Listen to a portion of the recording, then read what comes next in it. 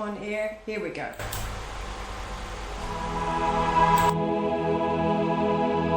The Go Lightly Martial Hour on freedomtalkradio.net.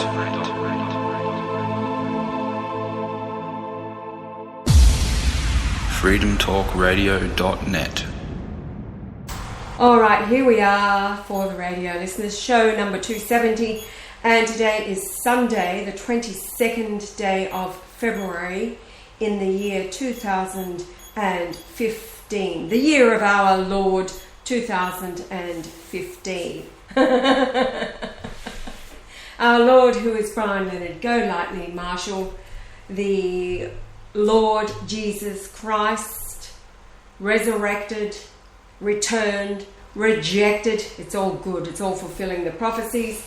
Howbeit the rest of the world has to catch up. Benedict, who is Petrus Romanus, announced the Christ on March the 12th, 312, 2013. 312 is the number of his name in English gematria. Brian Leonard Golightly Marshall added it all up and you've got 312. And it's a reference to the Revelation 312, which says, I'll tell you my new name. Anyway. And no one will believe it.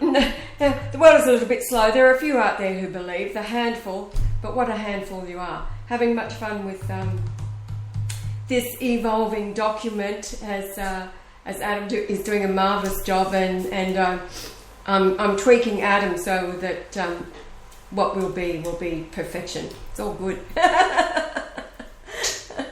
It's something I couldn't do. No, absolutely, and this is the point. This is the point. Each one of you have gifts out there that you've inherited. It's part of your DNA. Because God comes to the earth, he has to do what he has to do in his body of flesh, and that is not studying law and learning this, that and the other. He's had to work it out for everybody, the total deception, the delusion that covers the earth, and proves it. He has to prove everything. So those of us who have been reborn to the earth, into the resurrection, well, everybody on the earth born after him is being born into the resurrection of time. Resurrection is a period of time from the 11th of January 1944, where those that follow him, the armies on the white horses, clothed in white rather, they are the ones who are already on the earth and wearing their soul on the outside of their body of flesh, just like the Lord Jesus Christ does, which gives him immortality of body and soul, because everlasting life is lived out upon the earth for those who are made in the image of God, meaning the image of Brian Leonard Golightly Marshall. And of course, you know, there's that group out there, the lovely people that we call the Swedge, which rhymes with wedge, and we eat wedges a lot when we go to the RSL dip dom.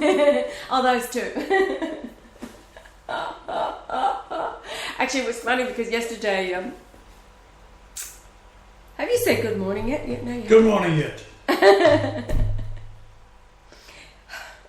Yesterday at the checkout of the health food store, as Joel was with me, both giving a tiny bit of a launch, but the reversal of the Coriolis having its effect, because we've crossed over on the 11th of December 2011. And the main, all that kind of stuff, and talking about the woes of the world all brought about by this hidden hand. And she says, but yes, who are they? Nobody talks about who they are. So I say, it's the Jews. It's the Jews who call themselves Jews and are not the same that were condemned. Rothschild at the top, it's the Jews. Oh, okay. So let's not beat around the bush here. It's not about a burning bush, it's about not beating around the bush. It's about a burning Jew, isn't it? Throw another Jew on the barbie. All very fishy, isn't it? Isn't it? All right, now. I want to thank Chuka. Chuka, yes. Yes, he sent us a little gift to help us on our way to India. Yes. And we just got notification that Susan is also. She's wonderful. Oh, she's amazing. We visited Susan in Switzerland. Twice. We stayed with Susan. Lovely lady. Mm. We was there for a sad occasion. The her husband was just about ready to Well, he died 2 pass days away. after we were there. So we talked to him. I talked to him at length. Basically, I was very kind to him. I said to him, really, I think in a loving way, because the man was just about dead. I said to him, I don't give a fuck whether you believe it or not. It's your problem, son. However, he did believe shortly afterwards, because I talked to him directly. I said, if you're too stupid, it doesn't matter. Yes. Yeah. Well, I said, you're going with the happy hunting ground, eh? You better have me on your lips when you go there, otherwise you've got a problem. See about that. We're going to see about that. Yes. So Susan was very pleased to report just before he died, moments before he died, he confessed that he'd had God in his house, the Lord Jesus Christ, Brian and Golightly Marshall, and it was an amazing. But yes, so Susan, thank you very much. And yeah, well, Susan sent us a little help along. Don't know how much, but it's anyway, it's coming through Western Union. The miracle is the numbers. Well, that's what I'm getting to. Yes, good. Well, what are they? 3801. Well, 644 first of all, which is Emmanuel, the Greek gematry of Emmanuel. Right. But so in other words, the numbers of the transfer is ending with 3801. 3081 rather. Huh? 3081. 3801. No, it's 3081. What have you got? Did you do 3801? Well, we'll stop right here. Stop the show. Stop the show. Everything's gone down. Oh, wait on. No, you're right. I'm right. I'm not bloody right. 3801. Yeah. All right. The number in Hebrew 3801 is all tied together. What we do is everything's tied together, right? And now I've been working on the Shroud of Turin, and I was going to upload it yesterday or talk about it yesterday. I haven't. I put it into a PowerPoint, but haven't done anything with it because, as you might understand, it takes a lot of doing to get these things to run right, and I can't make any mistakes. I made one once. I said I do.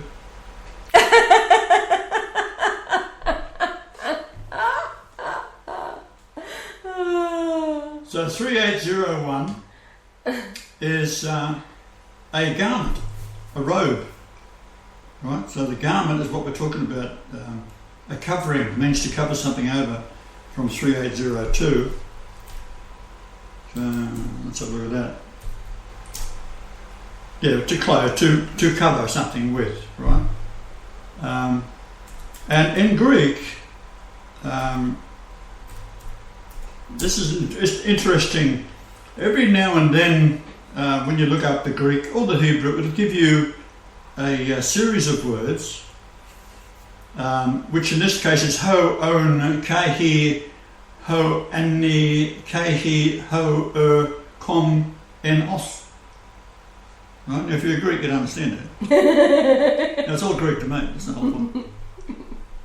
There's a phrase combining the 3588 with the present participle and imperfect of 1510 and the present participle of 2064 by means of 2532. Now, you'd have no idea what that's talking about, would you?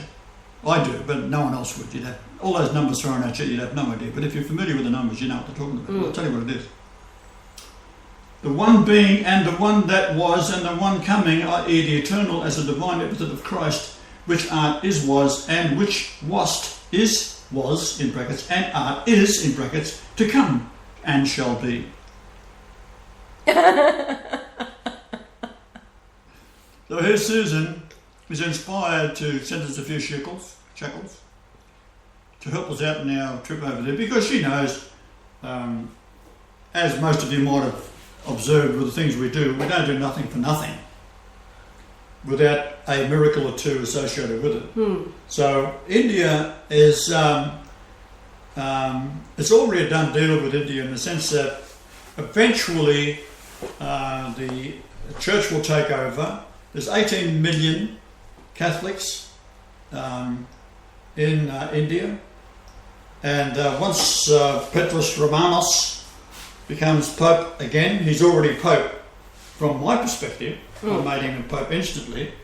But as soon as the world realises and he gets back in power, he will have to announce what he's already said. He can't deny what he's already said. And also it's cost him a couple of his friends and in being taken away and we assume murdered. We've been told they're murdered. But until we actually get into power and trace their footsteps, we can't say 100%. So what I was doing with the shroud was Francis, who denied me to the Pope, Benedict, is going to be in Turin on the 21st of June this year. Now,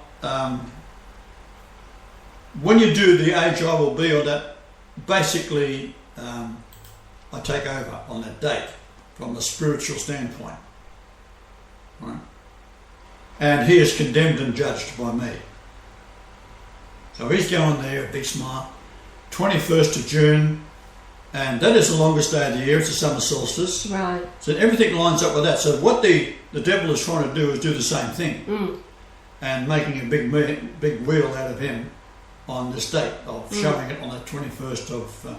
so that can relate back to even King William, who was bullshitted into everyone believing he was born on that date in, 1982 or something.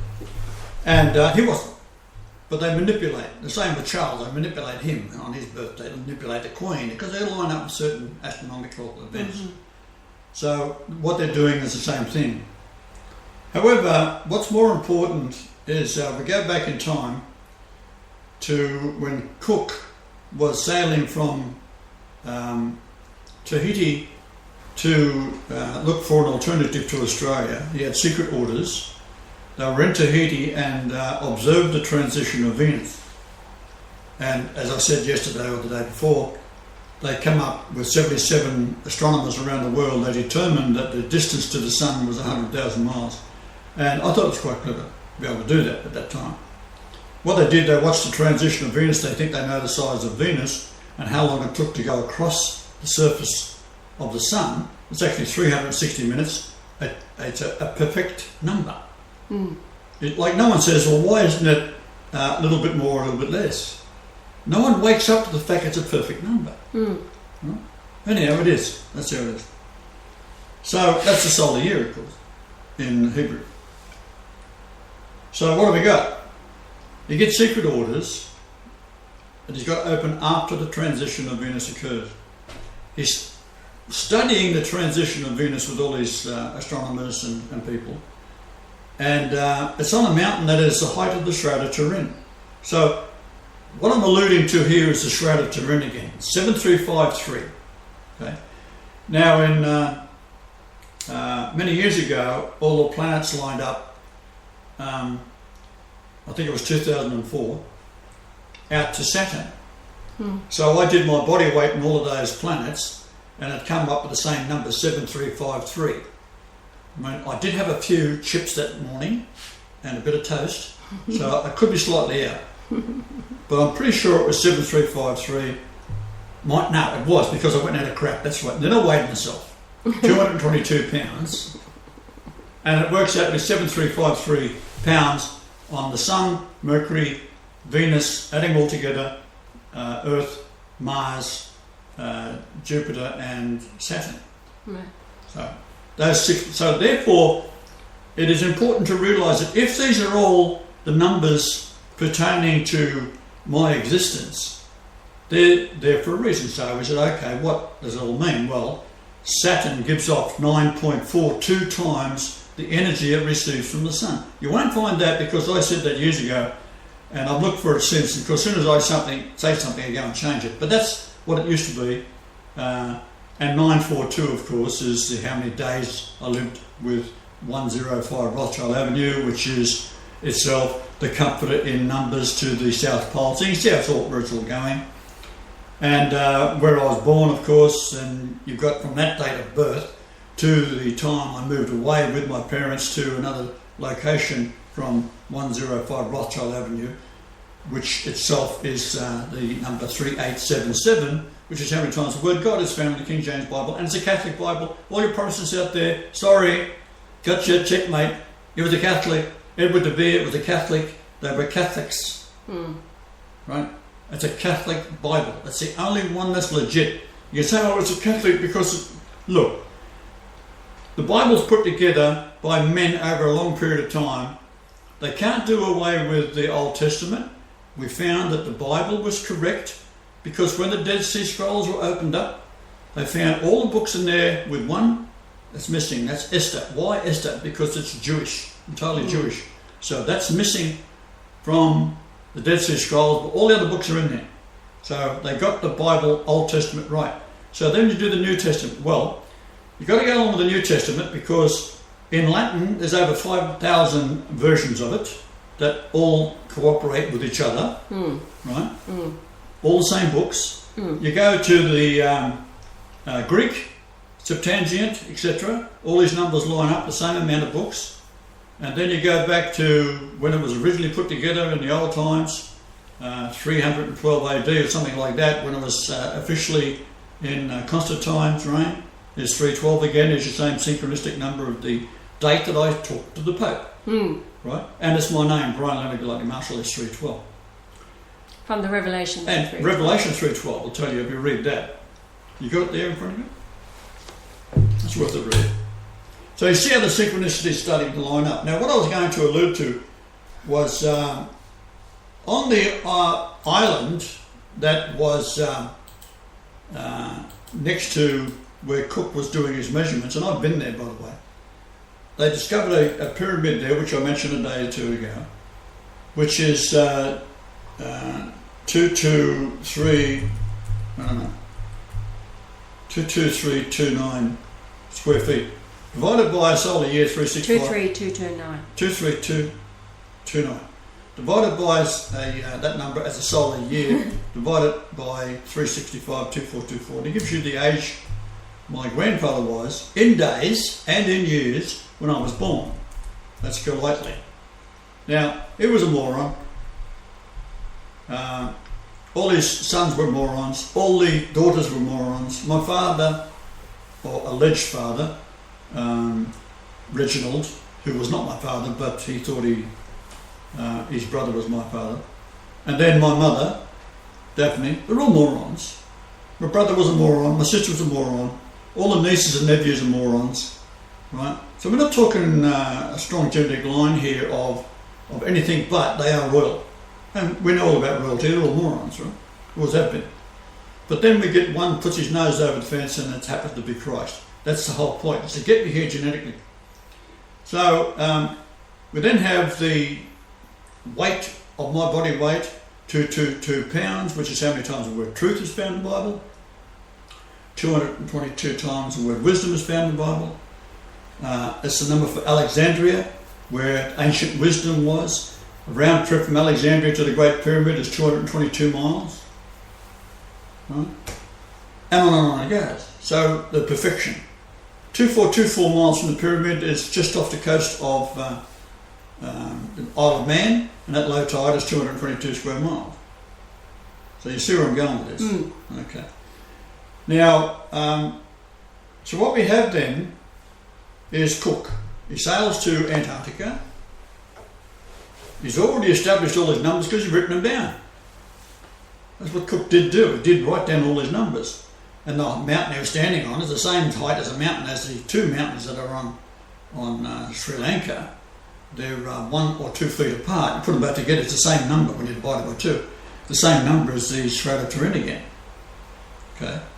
So here he is sailing up, and he jots down the Messier comet that was discovered on the 8th of the 8th in 1769. And he's on his way back from Antarctica. I have actually worked out where he must have been by the winds. Right? But that's another story. However, he writes down, sighted a magnificent comet. So he's the first white man to write down a comet that's appearing in the southern hemisphere. Right? So it's a record. You add 8 days to that, and it gives you my birthday. Right? In 2013. In 2013. When you were 69. When I was Jehovah. 69. Jehovah. Which is the speed of the solar system northwards, which we spoke about yesterday, 69,000 kilometres per hour. Alright, so we now have the Shroud of Turin dripping all over everything. So, I do the numbers for when? Well, I come back to Australia on the 8th of October. In 1996. 1996. The shroud was displayed in 1978. On the 8th of October. On the 8th of October. So Cook, when he landed on New Zealand, which is 888 miles between latitudes of the tip of the island to the tip of the South Island. So we got 888 miles. Every New Zealander who was my age would know that. Anyone over that, less than that, would not know it because it's not taught in schools anymore because the Jews have taken over the control of all education. The BCEers. The BCEers, yeah. So, the first thing Cook does, a young lad rushes up, a Maori, a native boy, and he grabs his sword and rushes off up the beach. So Cook, being a gentleman, pulls his gun out and shoots him dead. The very first thing this English did in New Zealand was to shoot a boy dead for grabbing a sword. All they had to do was let him have it. Yeah. Right? And say to the chief, get the sword back. Yeah, totally. But no, he takes the gun out and shoots him. Shoots him. All right, so it is interesting then that the Shrine of Turin, early in the morning in Turin, on that date, I do the stars for it, don't I? And So what stars do I do? We're going back to the 8th of October 1978 when it's laid out for the Exactly. world to examine. And I'll read you what I've done. I'll start at the top as I've written it. The total all planets that's out to Pluto, and that distance is 30.01 AU, Neptune is 34.58 AU, Uranus is 2111. Now, normally Pluto is outside Neptune, this time it's inside Neptune. The total is 85.7, and we add the Sun, Mercury, Venus, Earth, Mars, Saturn total, and these bring it up to 34.22, which gives a number of 119.92 and 11 astronomical units for all the planets, and 119 is to show blood. We're talking about the Shroud of Turin being Shroud of laid Turin. out to Now, show the world of now, science. Now, I'll tell you what morons there are, right? There's a backing stitch to the shroud. So they undo about 4 inches of the stitching that had been put together by a Swiss lady before they arrived. So they undo it and they put a scope in and they find that there's blood only on the backside of the shroud. Right? So that's only, this is how dumb they are. They're saying it's the backside of the shroud. In fact, it is the backside of the shroud if you look at it from their perspective, because they're saying that the shroud itself was up against the body of me, right? So when I resurrected, my body gave off this light and burnt the image and the blood and so forth into the image, right? Yet the blood is on the other side. Hello. What does that mean? Well, they got it backwards. They've got to turn the thing over. That the blood against my body, remember there was a gigantic weather condition happening when there was a red moon, there was an earthquake, split all the rocks did rent, it was known all over Europe, the red moon was seen all over, even to Australia, and the rocks were rent. Directly below, the veil was torn, 4 inches thick, 30 feet high, torn from top to bottom, right, like a tissue paper. So Ron Wyatt goes there and he is divinely inspired to start excavating. It took him 8 years to get it down to clear all the rubbish away from where the crucifixion actually took place. Because it was a garbage dump, wasn't it? It made a garbage dump out of it. Yeah. There's hundreds of feet of it. So he digs it all out. And every now and then the Israeli authorities would come down and have a bit of a peek and see how he's doing, and that's about all the help they gave him. Except permission to do it. Right? So you'll never get Jews digging, right? Especially through rubbish. But they get this dumb whitey, dumb Christian to dig down. Right? So he gets down there and he ends up going into Jeremiah's grotto where he finds the Ark of the Covenant, and directly above the Ark of the Covenant is a split rock, and he puts his tape measure up, which you can, modern tape measure now, 8 metres long, shove it up through the hole, and it comes out into a little hole where the cross was, the upright of the cross was in it, and it had split. So here's Jesus, myself, on the cross, washes the blood down with the rain, down, all from my body, pure, clean, except for the wounds, down into the hole, filled up with water, earthquake hit, the blood and the water, with the blood at the bottom of it being heavier, went straight to the bottom, right, with water on top, and the water pushed it through like a piston, really. It wasn't mixed with it. The blood ran off first. So it went down through the crack onto the top of the Ark of the Covenant. It was in a stone box. The box itself was split open. Yeah, the stone lid split, so the blood ran. Also, there's a miracle right there. No one talks about that. Yeah. And drips on top of the Ark of the Covenant, which has now got blood in it, which is the mercy seat. Chromosomes, which show that there was only one parent. Okay. So the blood is still alive. That's the whole point. So if you say nothing else, if you want to argue the point, the blood of Jesus is still alive today. No? Let alone me walking around with it. So, what's it all mean? Well, it's getting pretty important that the shroud has got something to do with it. So therefore, when the soul left the body on the cross, it's gone. And then the flesh is now void of blood because all the blood's poured out. And where's it gone? Onto the mercy seat, down into a hole, right, into the pit of hell, into Jeremiah's grotto, where it is collected on top for a remembrance of live blood that's in the hellhole for all those centuries. Right? They revive it. It comes alive again. So that must tell you something. Probably a few people out there, you do it with your blood, it won't work. There's a reason for it, right? You ain't God. So, what do we got? We've got this blood found by Ron Wyatt. We've got the blood now. My blood is unusual by the Garden Institute. 3, 4 and 13 it comes up with, which is 3 chromosomes that are unusual. They don't know what it's all about. And that, I told them that it was Michael, the Archangel, is that number. 3, 4, 13. So, naturally, they've been draining blood in me every chance they've got. I mean, they've taken gallons out of me. Right? So, all right, you've had enough, no more. Okay, we go back to the shroud then. So we've got the Sun, Mercury, Venus, Earth, Mars, Saturn. The total is 34.22, and this is on the October the 8th in 1978. So what does that mean? We've already got the blood from the total of the numbers of the 119, right, which means to show blood, rosy, bedyed, made red. Like, pretty obvious. At the very moment, they're looking at the shroud and peering underneath to find the blood on the backside, which was against the body. The outside is where the image came back into the body because it left from the cross. It's got to come back, and that's why there's no pressure marks on the body, right? Because in rigor mortis, you'll notice the breast muscles, the pectoral muscles are pulled up tight. As I was saying to you this morning, is because when you're on the cross. Yes. And you've got 2 hours in the cold, dead, you go into rigor mortis, especially in the rain. Cold, wind blowing, right? You're frozen almost. So the muscles stay in the same position. So when they take me down off the cross, they put a rope around the top of the cross, down, like a pulley, down around my chest. Yes. Right?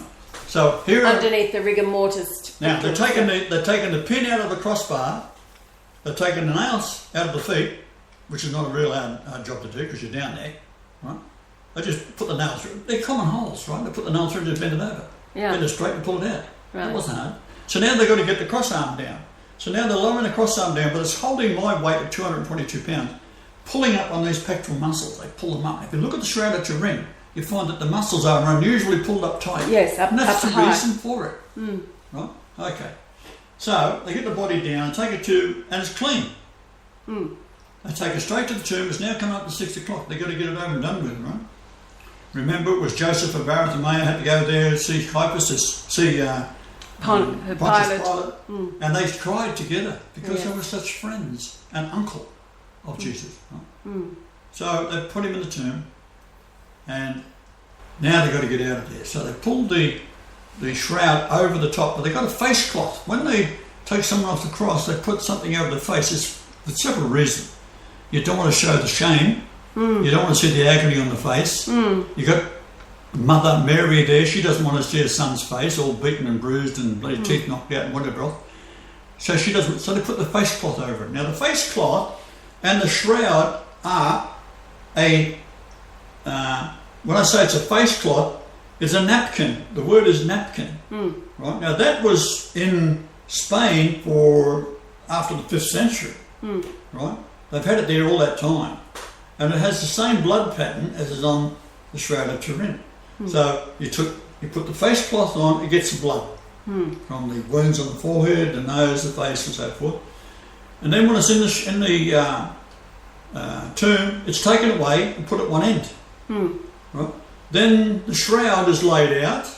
And what is the shroud? It was the tablecloth of the Last Supper. The Last Supper. Hello? Anyone thought of that? And the napkin is for wiping your hands for the people who serve. We use cloth napkins in this house. Well, in there, so you have a servant serving the food, right? It or she serves all the food, right? Wipes her hands, serves the food, wipes her hands, right? Brings it around. So that's what happened. So we got the face cloth, which is the which in Spain been there for since 500 AD or before that they know of, right? And it's still there to this day. It hasn't moved, but it has the same blood pattern as now this second blood pattern is on the shroud itself. So why wasn't it? Because they think that this was on the face and then the shroud pulled over it, right? Because they're idiots, right? No, it was taken off inside the tomb to prepare the body, put at one end, and then normally they would embalm the body, but it was running out of time because 6 p.m. was the laws at the time. You couldn't. It wasn't Essene law; it was Jewish law. Jewish law. Right? They wanted to embalm it, but they couldn't because if they did, they'd get bloody stoned. Yes. That's how savage these silly bastards were. So they pulled the shroud over, closed the door. Now the door itself was gigantic. It was 2 foot thick and 13 feet 2 inches across. Stone, a round stone. Several tons. And where the tomb is today, there is a pin about 2 inches or 50 millimetres across, driven into the wall. It's still there. It was sheared off when the stone was rolled away. Oh, it was blown away. And there was 100 men, guards. All of the men that disposal of Pilate he had there, right, to make sure that these Jews weren't going to do what they wanted to do. Right? He wanted to prove, because it was his friend. He didn't want them to have their body molested in any way.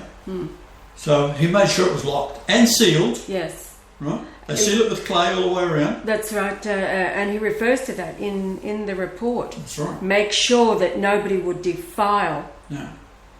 So he knew the Jews would be doing something with it, if they could, because they already had their way so far, right? All right, so what's it all mean? Well, we've got now the shroud is being examined for the first time ever. It's got to be significant. Yes.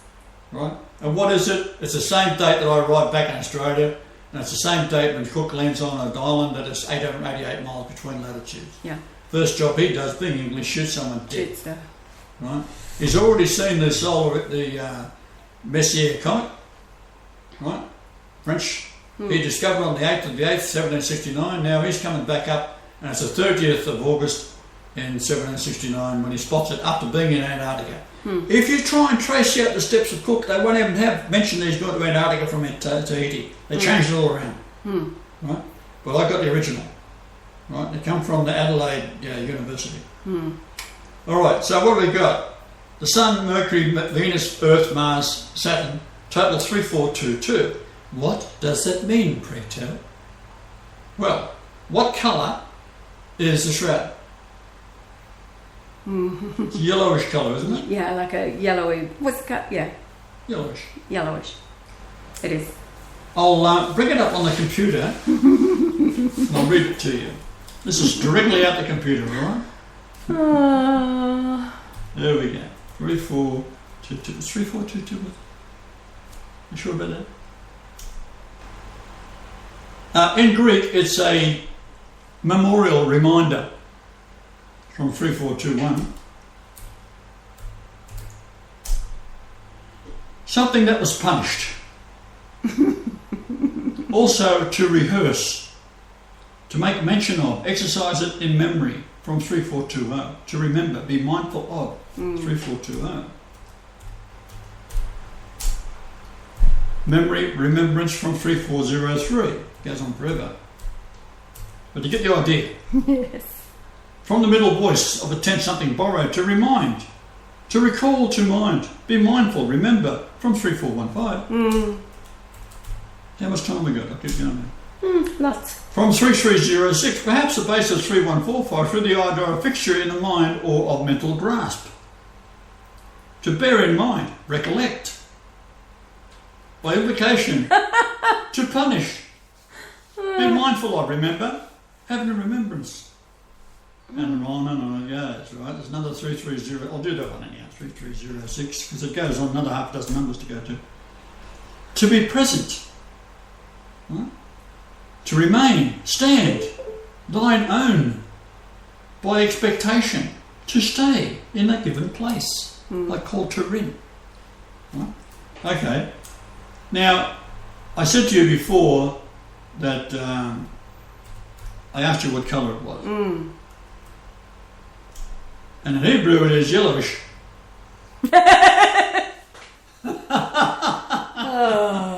The same as 3418. So that is exact. You look at the shroud, it's yellowish. It is. Whip's gone there, whip into Turin, not a problem. Been there, done that. Oh. Probably pallor, yellowish, could be yellow-green. And on it goes. Pale. Basicity of colour, 3417. So it is also, now how this come about I don't know, to spit. And if you look up to spit, what do they do with Jesus? They spit him. They spat him. And I was looking at it 2 days ago. Spit. You hit the spit, the beat, blah, blah, blah, whip. Okay, so now let's get it straight. The image of the shroud is on the outside, not the inside, because it left from the cross. This is the ghost, this is the soul. It comes back into the tomb and enters from all directions, mainly front and back, because that's how the soul goes out, in the direction of the blood. As you're on the cross, which is pouring out, right? It's pouring downwards in front of you, not out to the sides. It runs around and out to the front and to the back. That's what the blood did. So that is why the shroud has the image on the front and the back. That's the soul coming out, the blood. It's in the blood. What do you think of them apples? Bloody marvellous. Apart from that, we've been a bit slow this day. Like, I wonder if these people realise that I can go on forever. Seriously. Just go on. It goes on and on and on. And I nail it 100%. Nail in a sure place. Nailed in a sure place. So, babe, what else did you have to talk about today? What else did you have to talk about today? Is that enough? Oh my goodness gracious me. Look, as I said, I've been having much fun with Adam Yates and the evolving of this document. There's more this morning. It will all come together, I think, Well, he's having fun, but the idea, we can talk in Latin terms, we can talk in ancient this and ancient that. The reality is that today it's English. The language let's of God is English. Talk plainly. Yes. And when I say a word, don't take it any second way. Yeah. You've got to get the point. Straight up. Now, with Latin, when they talk laws and when you talk maritime law and all those kind of things, we have all sorts of terms in English which are from and which means this, which means that. We're going to do away with all that. Straight up. Yeah. So a child can understand. That's right. How it should be in the first place. So this is the instruction that Adam now has. It's been a coaching. It's been really interesting because this is where the world has, especially in the common law free man movement. Now, it's taken until now, this young man has been the one ordained.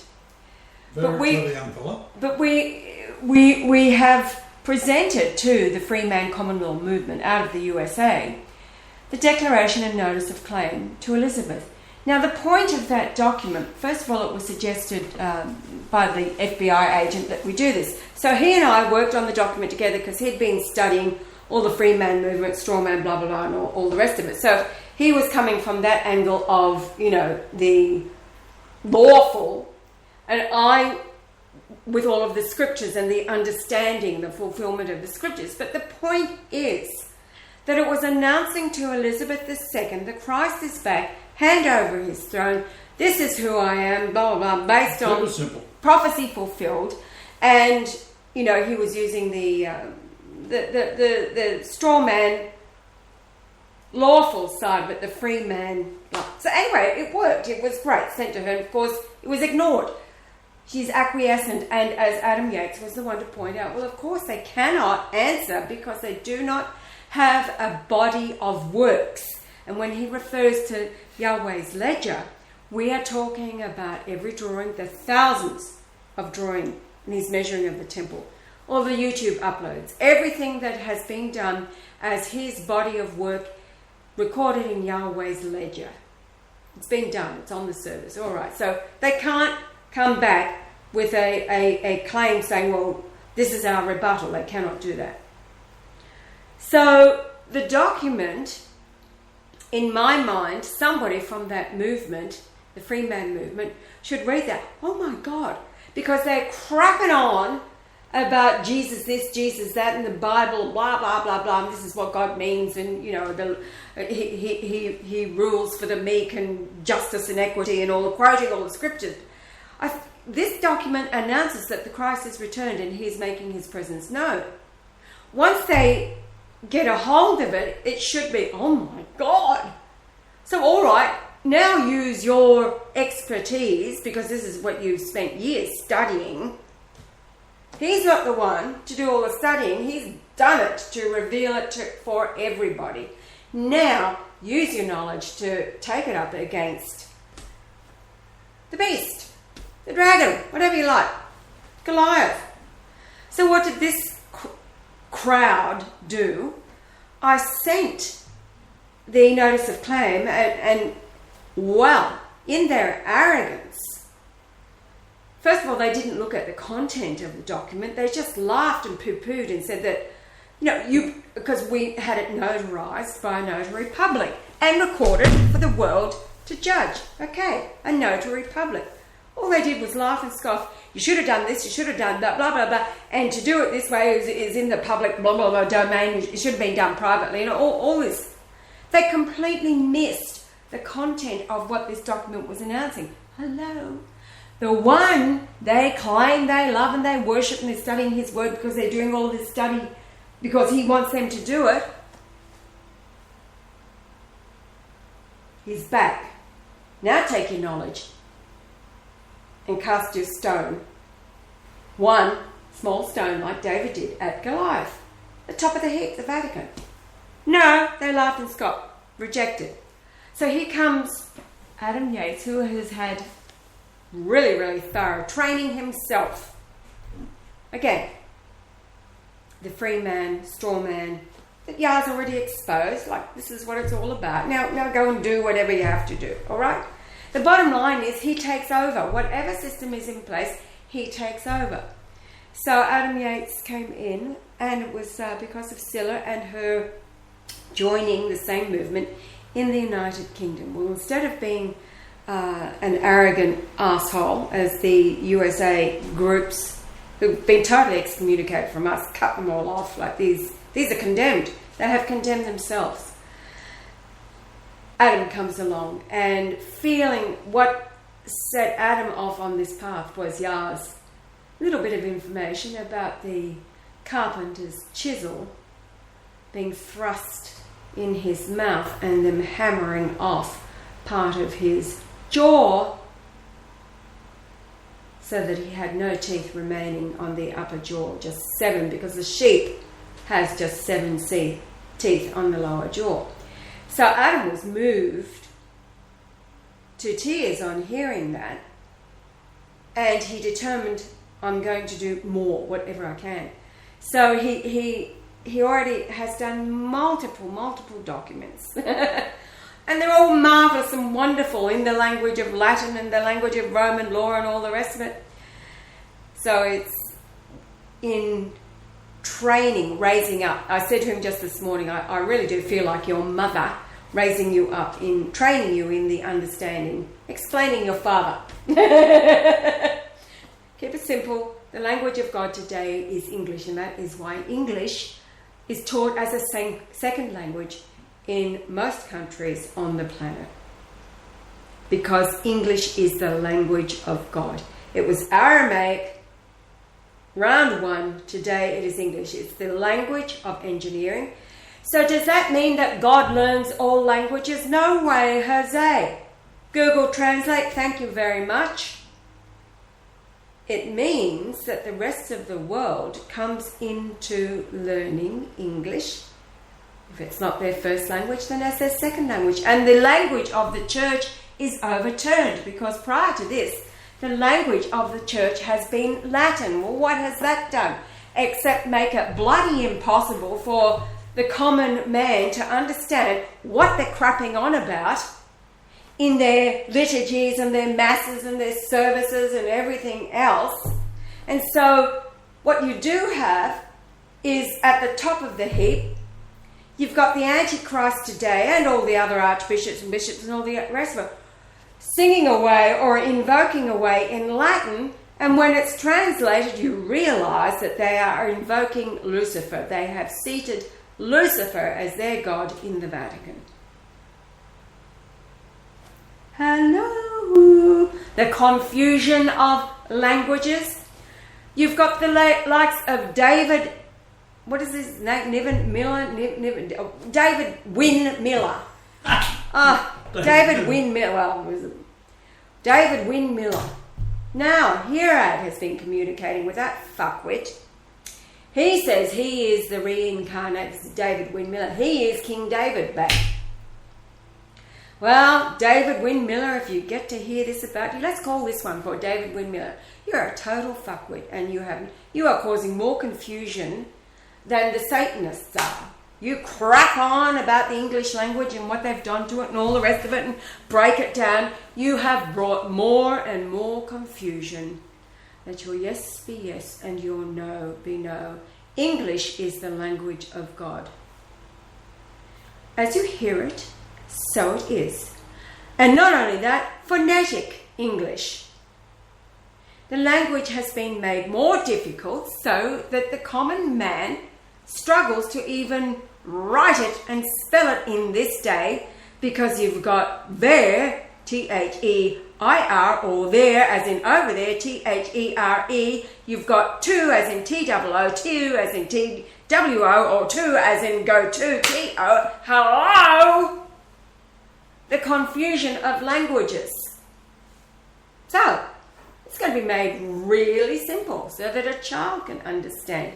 Ever notice that a child, when they're learning to spell, they spell phonetically the way it sounds, and it gets marked wrong by the teacher?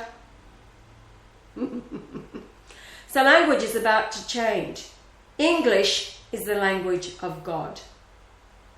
You want to talk to God, you speak English. Benedict learned that. He does speak English, and really well. He also speaks German and Italian and Latin and all the rest of it, and probably French. Blah, blah, blah, blah, blah, blah, blah, blah, blah. So the language of the church is now English. Anyway, I'm turning this into a discourse to make a very strong point. And Adam has got it. I said, just let it flow beautifully and simply. The English language is beautiful, and it is simple.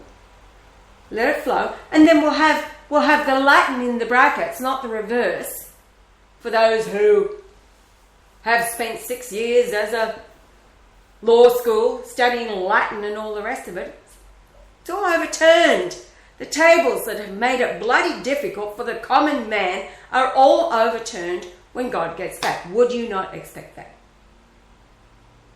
So, the language of God is English. If you want to talk to God, talk to him in English. That's what Google Translate is all about. We'll sort it out on this end if it's not an exact translation.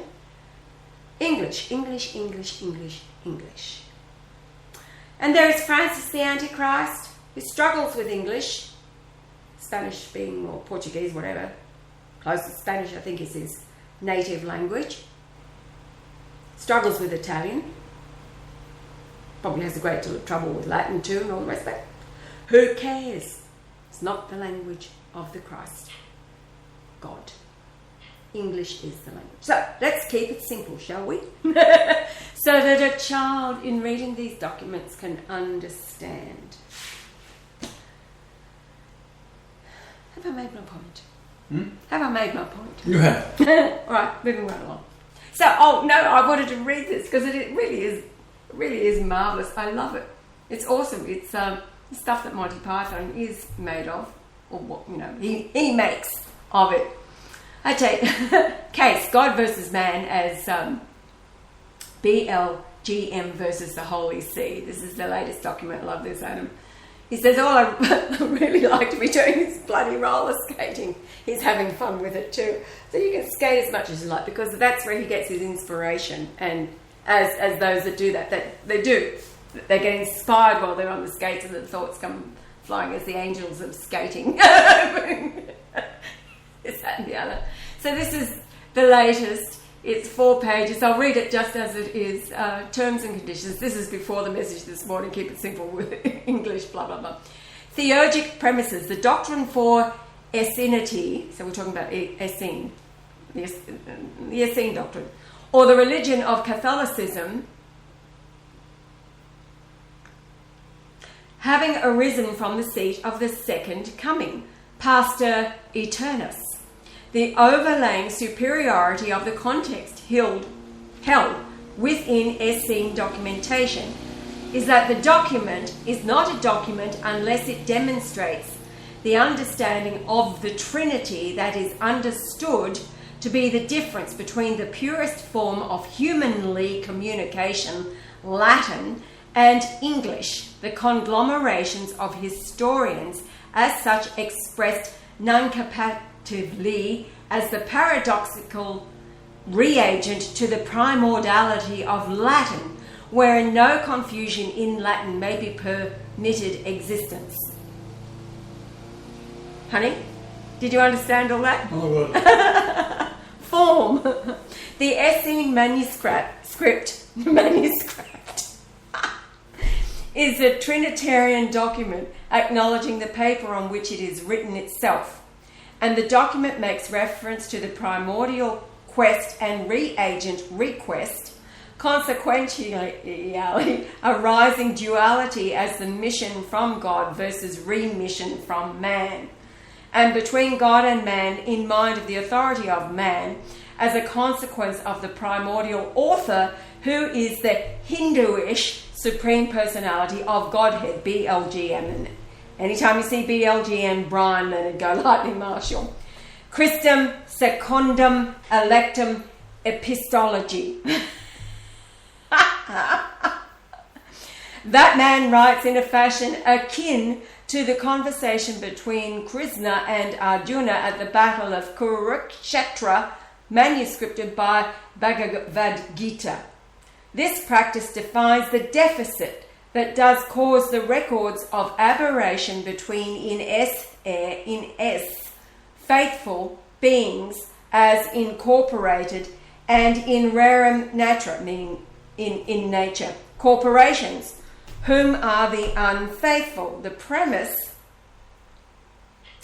that the differentiation between being and doing contained within the law is an erroneous judgment, because that differentiation is embodied in Latin, which is the Roman civil law, the existence of both in esse and in rerum natura. So we're talking about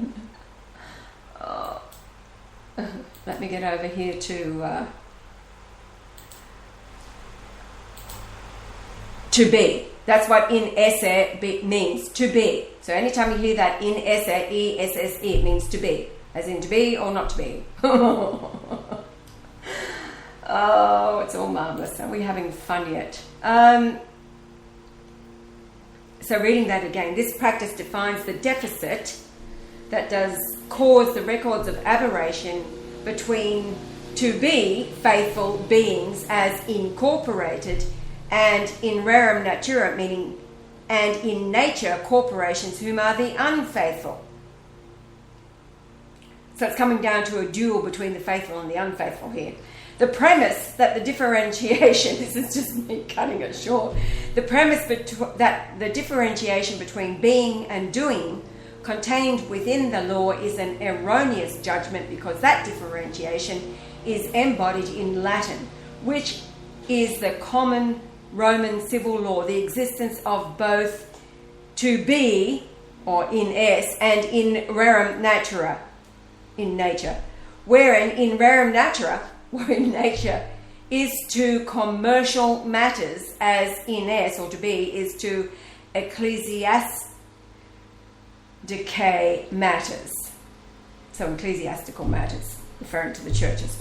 This paragraph pertains in rebuttal directly to those sheep whom are filing pieces of paper under the One People's Public Trust. Now, this is the OPPT, the 1776 that a group of people did and overturned the UCC on behalf of all peoples, etc., that was ratified, I think, 25th of December 2012.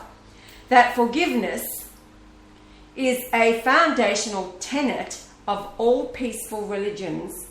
Teachings all aberrations are excused once notice has been given by notary, canon reference, and that date for estoppel has been set at. Okay. Yahweh inserts and sets his preferred date for estoppel, in which time he demands his reply before default is incurred on the respondent, the Holy See, sole trustee Francis, CEO Bank of England. I presume this is Judgment Day, and perhaps there is an approaching star prediction Yah can identify. So the document for Francis needs state a date for estoppel. Do make the court judgment binding with clerk's approval. Well, we were just talking about June, the star's coming up. Hello! We're talking about a date of judgment for estoppel. June is sounding like... Anyway, we'll get through this. Bear with me. The document is on eggshell, blue paper with thumb, pollex in blood, which is proper Roman form and must be seen to the Pope's attention. As opposed to the Vatican II thumbprint in ink, which is a legal fiction because the physical thumb itself is the print as a copy of the original, who is BLGM, that is, the Roman Trust of particular churches, wherein faith is the particularity. That's what it's all about, the faith, the rock, the Petrine rock. Upon this rock, it was the faith of Peter, as demonstrated once more as Petros Romanos.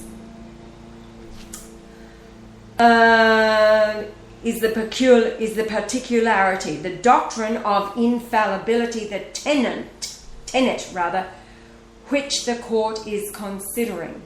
All docs we follow, that is Vulgate, Torah, Teo, Tibet, are all words and not numbers. Hello, glory, glory, hallelujah. All are words and not numbers.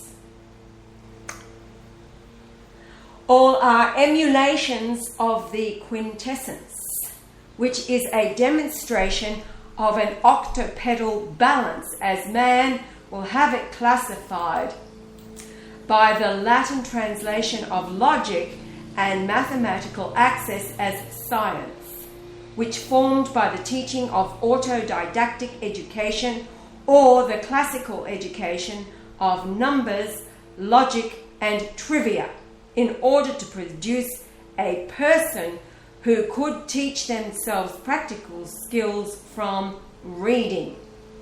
See Michael O. Berniccia, maybe someone interested. I quote him as a source of much collated knowledge, and he home teaches face to the authorities, one competency recognition, and fends off Satan. All right, this is your buddy. This is your friend that you were referring to earlier.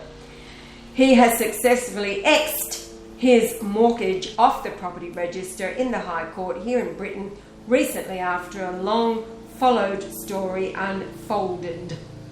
He has won, and Michael Tellinger points out the same facts about issuing promissory notes to negate government and banking demands. So the whole system is now a farce. This we know. And absurd and preposterous position of the Rothschild empire to maintain standing at your court's pleasure.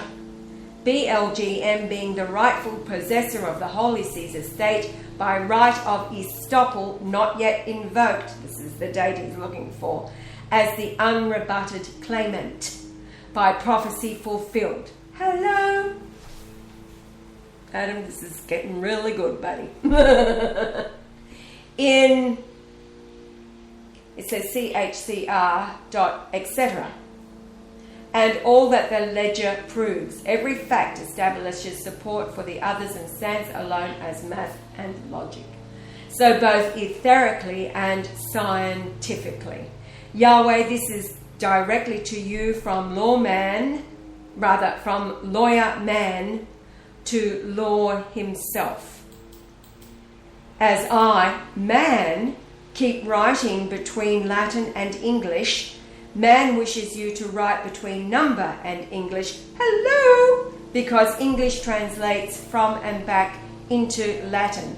These numbers you will write in your letter, being for Latinae classification purposes, are the section headings to which the Bible is prophetic, and annotations referring Strong's, thus uniting the KJV with Strong's as a beautiful angel. You're right, the messenger.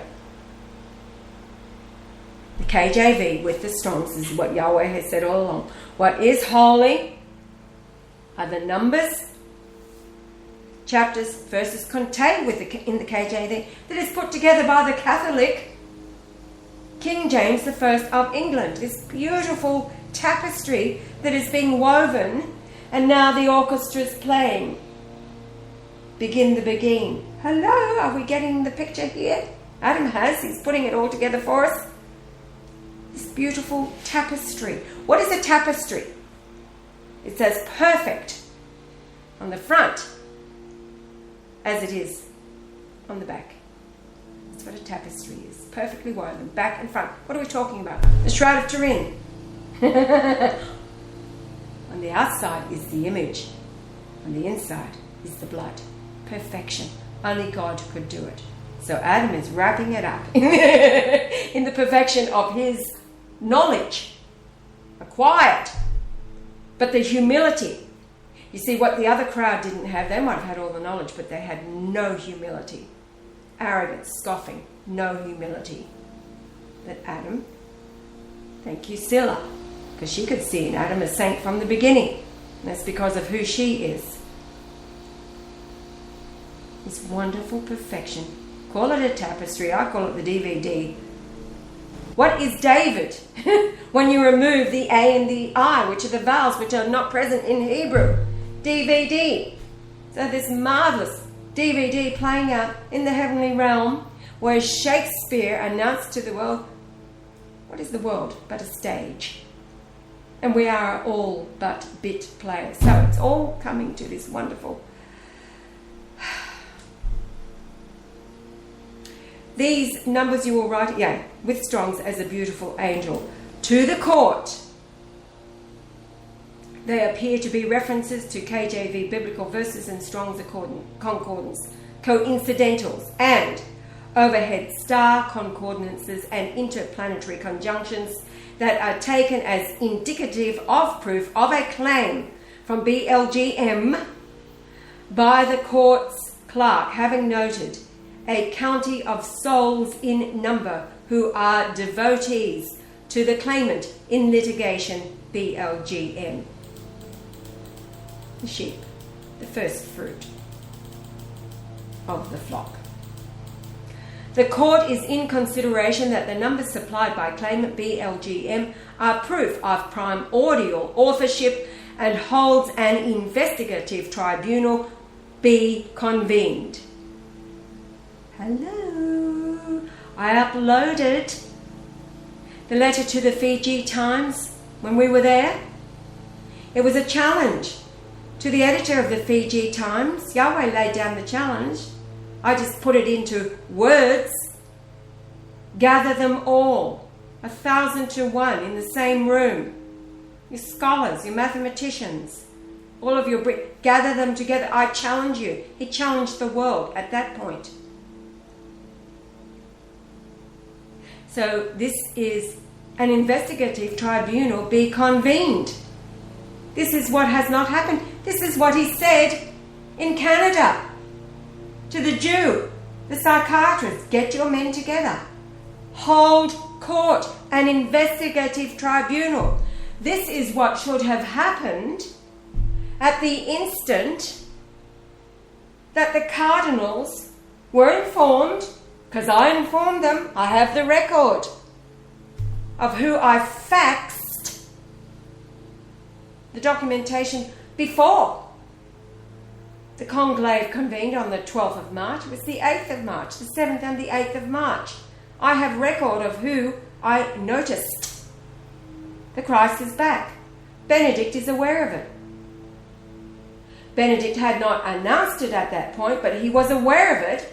He knew very well who Brian Leonard Golightly Marshall was, because when Anna from Germany made first contact through the Facebook page, they said to her, because I'd been irritating the crap out of all of them, faxing everywhere. The Shrouded Turin, the image overlay. Brian Leonard Golightly Marshall, 4 languages, Italian, Spanish, Latin and English. Brian Leonard Golightly Marshall, the returned, resurrected Lord Jesus Christ. With the calling cards of the Revelation references. So they knew very well who Brian Leonard Golightly Marshall was, because they said to Anna, is this about Brian Leonard Golightly Marshall? Like the irritation. Hello?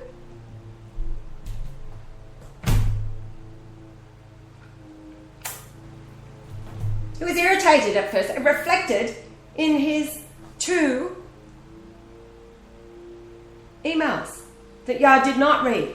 He'd have been pissed off big time. I just glanced at them, got the rejection, and then got angry. So he was slayed with the sword of the mouth and truth. He humbled himself. That is the point. Adam has done it with all of his knowledge. And as he says over and over and over and over, as Jesus, he said, unless you become like a small child, you'll not see nor enter the kingdom of God. The kingdom of God is upon the earth. Now he is leading the way. We are leading the way for all those who humble themselves to see God. How? He promised the pure in heart. The subject of today's show, the Shroud of Turin. That's his photograph. This is what Benedict saw. He was filled with the love and compassion of God as he studied it. That was his kundalini, once more as Peter, thou art the Christ, revealed to him. Call it from heaven. Call it whatever you like. It was revealed to him himself. No other man told him. It's him. Oh my God. And he humbled himself to do what only Peter could do as Petros Romanus and announce it to the world. In all humility, love, compassion, faith. It's his faith. Francis does not live by faith. He has none. And he is not pure of heart. He has not seen God. Now, this could very well be the last chance.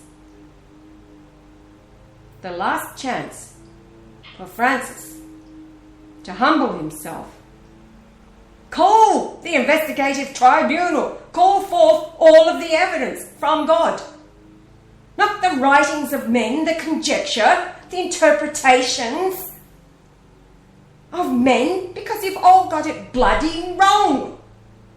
Think of the Bible stories as a soap opera that was occurring at that time, around a central figure being Jesus, and the small group of men and few women around him.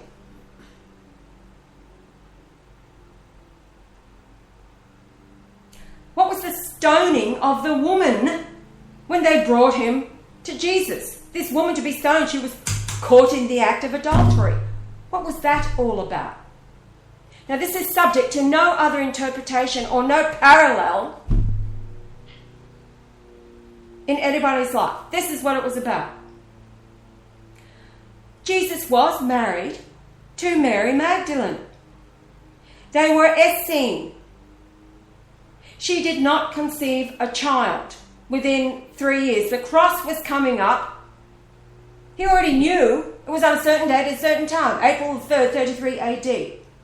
And he had not left his seed behind within the womb of his wife. She was unable to conceive. Here, first of all, or from her womb. She was barren. A reflection, whatever you like. In order for him to get back through resurrection, which is reincarnation, he had to leave his seed behind in somebody of the royal bloodline of Judah. Mary had a younger sister. That was Martha. You read about them as Mary and Martha all the time with their younger brother Lazarus. So Jesus in secret, you know, how quick are they to stone? These are the Jews that call themselves Jews and are not. We shall forbid Christ. This is in modern day. Wow. These are the ones, the Pharisee Babylonian priesthood. The accusation came from Mary herself, too stupid to comprehend what it was that had to be done, and she chose to do nothing. Everybody thinks that in the scriptures, Mary's sitting at the feet of Jesus, learning while Martha's struggling, and that he says to Martha, Martha. Think of it this way. 2 minutes. Martha, Martha. See you at the back. Why are you so concerned with... There's only one thing that you have to be concerned about. What was that one thing? It was like a coded reference. The only thing that Martha had to worry about was to conceive his child.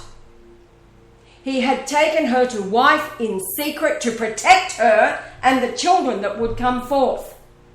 Martha was 82 days pregnant at the cross. That was me, the one who did all of the work then. Back now, doing all the work. Now just doing what comes naturally because it's the same song. So Martha caught in the act of adultery because Mary had her spies out in their younger brother Lazarus, who is back in my son Adam today.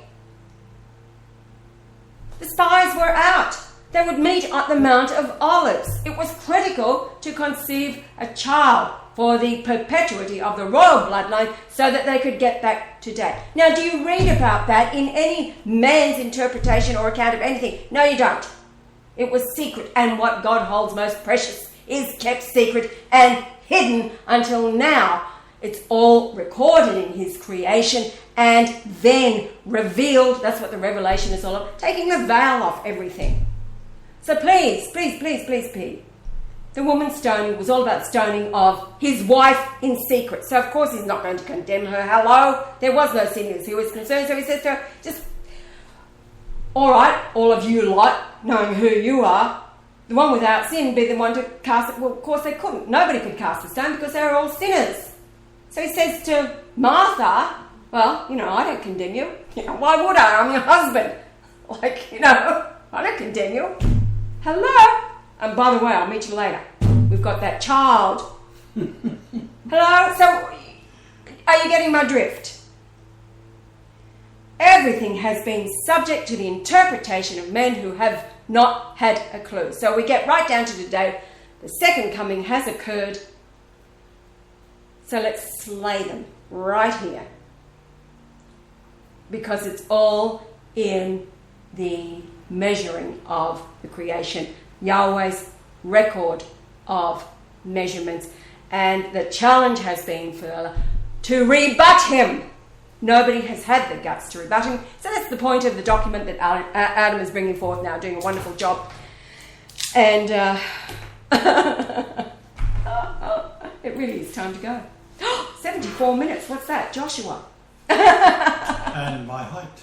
And your height. All right, we do have to go. Adam, keep on keeping on. It's great. It really is a... what's the... A ripping yarn. No, I was asleep, I don't know. A ripping yarn. It evolves. Right, later, Gators.